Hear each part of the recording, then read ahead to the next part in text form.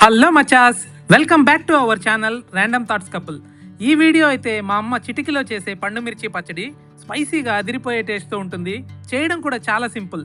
ఇంకో స్పెషల్ ఏంటంటే ఈ పండు మిర్చి మా ఇంట్లో పండినవే. ముందుగా ఒక రిక్వెస్ట్, మన ఛానల్ని కొత్తగా చూస్తుంటే తప్పకుండా సబ్స్క్రైబ్ చేసి పక్కనే ఉన్న బెల్ ఐకాన్ని ప్రెస్ చేయండి.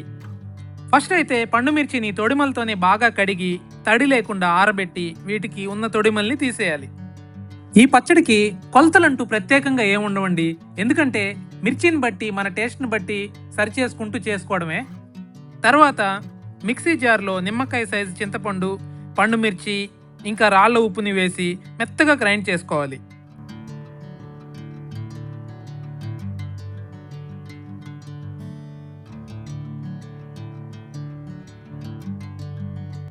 ఆ తర్వాత ఒక స్పూన్ పసుపు, 2 స్పూన్స్ ఆవపిండి, ఇంకొక స్పూన్ ఇంగువ వేసి బాగా కలపాలి.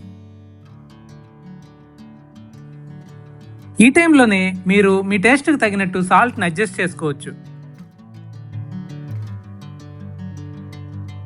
తర్వాత బాండీలో 1 కప్పు సన్ఫ్లవర్ ఆయిల్ని వేసి వేడి అయ్యాక ఆవాలు, జీలకర్ర, పచ్చెనగపప్పు వేసి దోరగా వేయించుకొని ఒక 4-5 ఎండుమిర్చి ఇంకా 3 రెమ్మల కరివేపాకు వేసి 10 సెకండ్స్ వేయించి ముందుగా కలిపి పెట్టుకున్న పచ్చడిలో కలపాలి.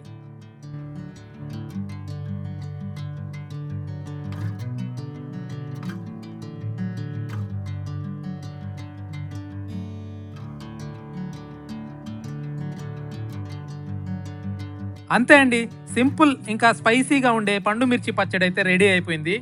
ఇది వాటర్ తగలకుండా ఫ్రిడ్జ్లో పెట్టుకుంటే 3 నెలలైనా చెడిపోదు. ఈ పచ్చడి అన్నం, దోశ, ఇడ్లీకి అయితే చాలా సూపర్గా ఉంటుంది. మీరు కూడా ట్రై చేసి ఎలా వచ్చిందో కమెంట్ చేయండి. ఇంకా ఈ వీడియోని లైక్ చేసి మీ ఫ్రెండ్స్ అండ్ ఫ్యామిలీకి షేర్ చేయండి. Thank you for watching.